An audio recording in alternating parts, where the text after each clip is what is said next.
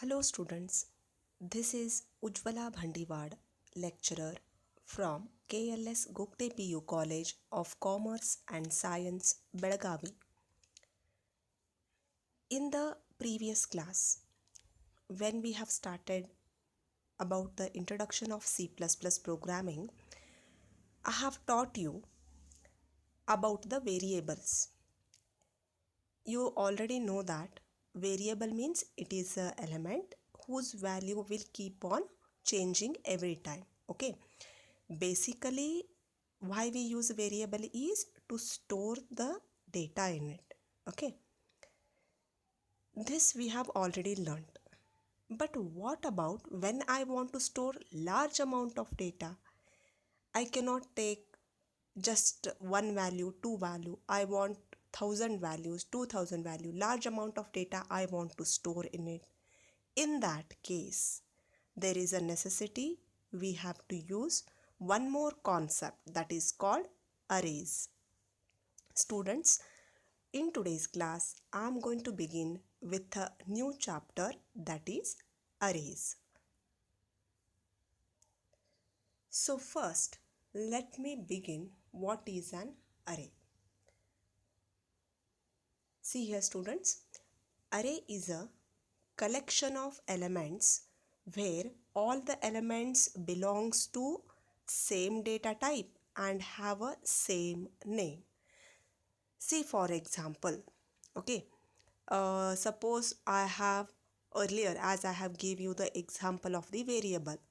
I want to store one value, say for example 3.142.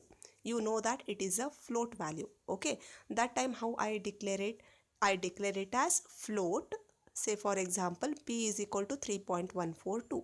P is a variable. Okay, similarly, suppose I have like that hundreds of values I want to store. In that case, I have to use the concept of array. Okay, array means what? It contains a large elements. Okay, and they will be having the same, they will be belonging to same data type and have a same name.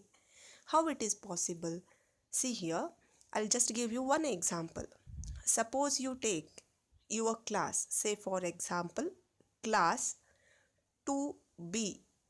If I take, okay, it includes the science second year students. All the students belongs to the second year science class.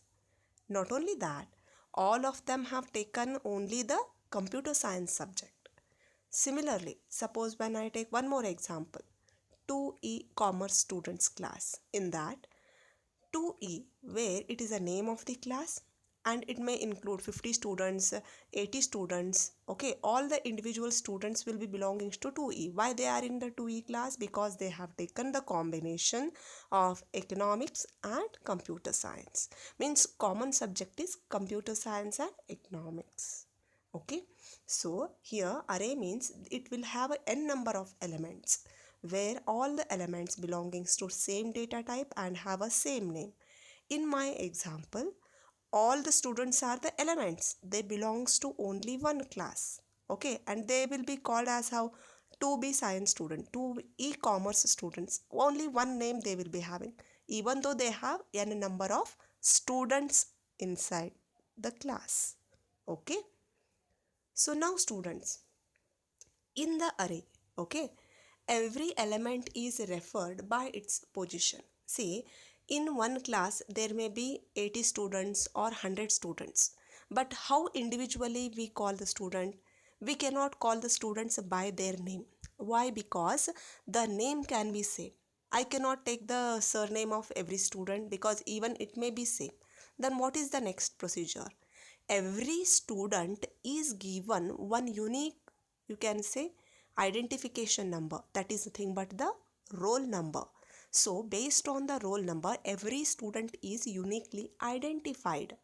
So hence student, here you have to understand that in array there may be n number of elements. All the elements will be referred by the position. Okay, the position of the array should begin with always 0. and it will be non-negative integer value. Means what? It should begin with the position 0, 1, 2, 3, like that, so on, but it should be non-negative integer value, the position I'm talking. Okay, next, the position of the array element is known as subscript, or one more name is index. Okay, so the position of the array, we call it as subscript value or a index value. Okay, see, to learn the array, it has a few advantages. Why you have to learn the array? Because it is easier to access every element stored in the array by its position. Okay, and also you can store and make any changes into that array very easily. Hence, we have to learn the array. Okay.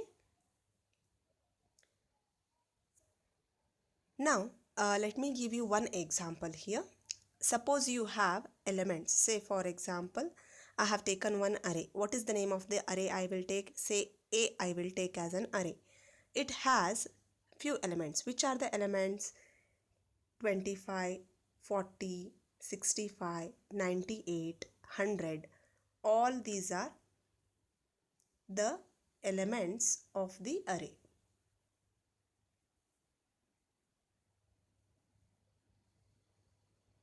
Now students, you can see below we have marked the position value.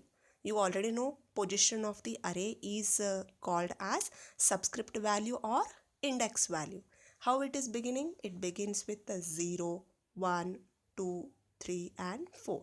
Okay, first value is called as lower bound value and the last value is our upper bound value. Okay, so students, if I take an array A, it has stored how many elements here?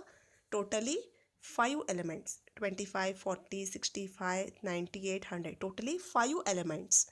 But the position is starting with the 0 and ends at a 4. Okay, so don't get confused. Position always begins with the 0. Okay, but here in our example, totally 5 elements we have stored in it. Okay, so in this above example, okay, we refer it as the first element. Suppose I want to refer the 25, this first element I want to refer. How I refer it? As by the position A of 0. I will say A of 0 contains the element 25.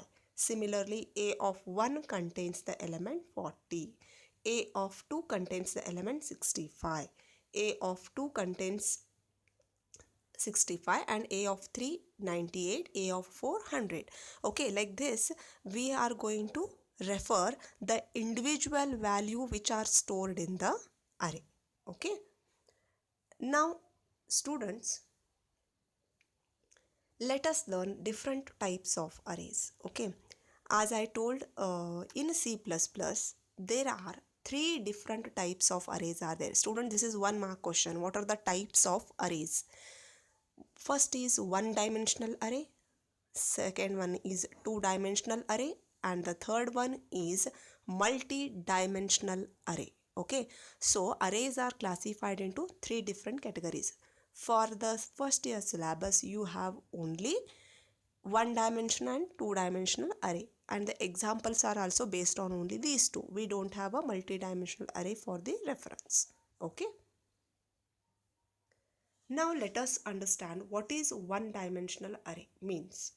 See, an array in which each element is accessed by using only one subscript value, it is known as one dimensional array. See here students, earlier as I was telling, every element has got its own position and that position is only one subscript value. Okay, then it is called as one dimensional array. Okay, so when you have any variable in the C++ program, your first job is to declare it in the program. You have already learned in C++ program. First structure of the C++ program, we begin. We give the header files, we write a void main, after that we write the opening brace, then we declare the elements. Okay, so here in the declaration section, how to declare the one dimensional array? See, the syntax is First you have to write the data type. Okay, then you have to write the name of the array, and then you have to write the, in the bracket you have to write the size ending with a semicolon. Students,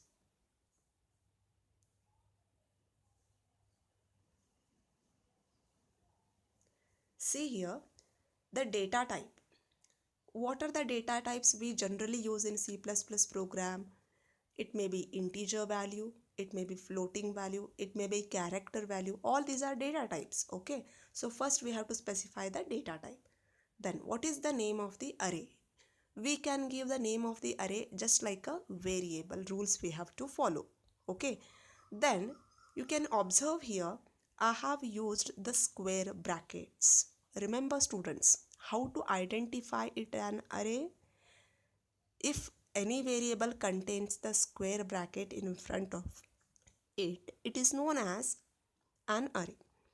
It includes size in between and ends with a semicolon. See here, the size indicates how many elements are present in that array.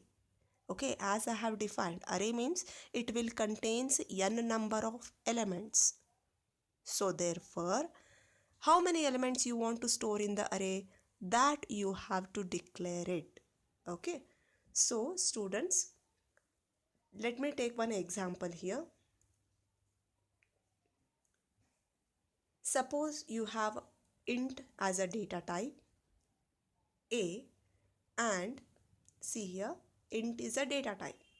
A is the name of the array, and 5 indicates that you are going to store 5 elements in the array A.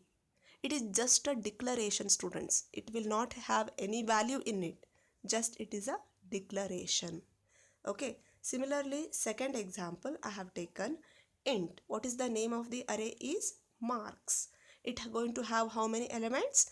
100 elements in it. Okay.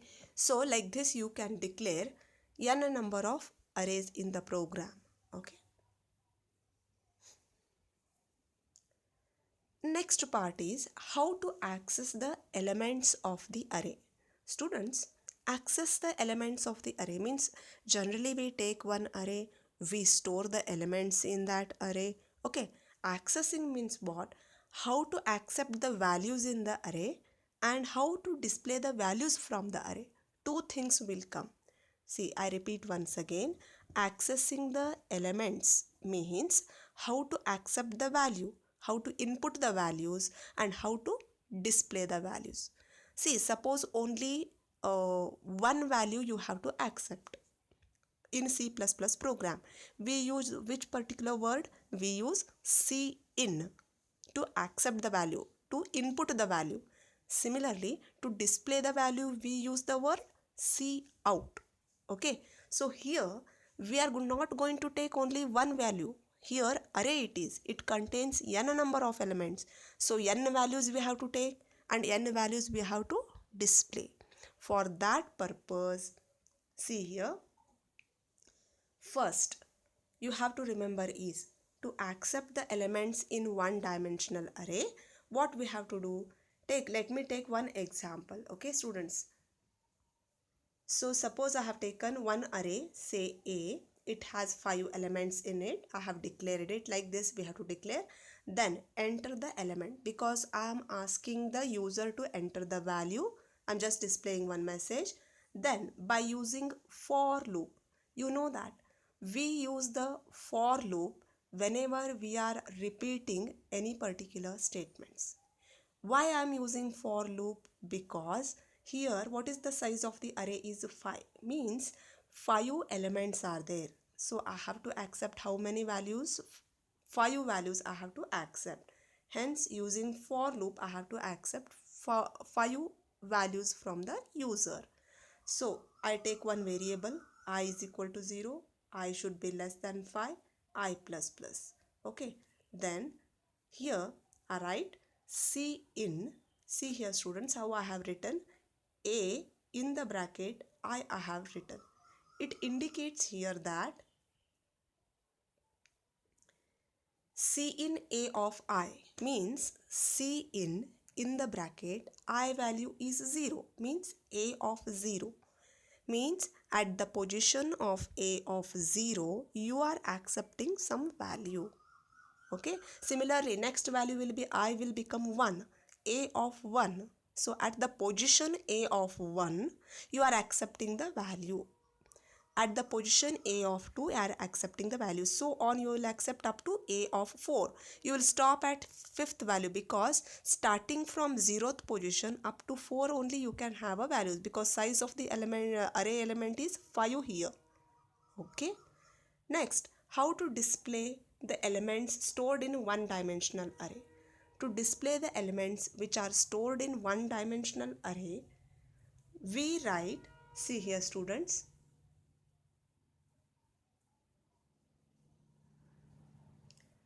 Cout elements are, again I am using for loop because 5 values I have to display, hence I write Cout a of I.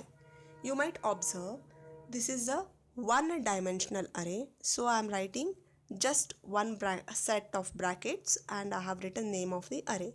So in this way students, I can accept the value as well as I can display the value in the array. These two, accepting and displaying the elements in one dimensional array, is nothing but known as accessing the elements in the array. So students, this is important for 3 marks. It is asked in the examination. So 3-mark question it is, how to access the elements of the array. Okay. So students, here you have understood what is an array, what are the types of array, and in that you have started with the discussion on one dimensional array, how to accept the elements in one dimensional array, how to display the elements in one dimensional array.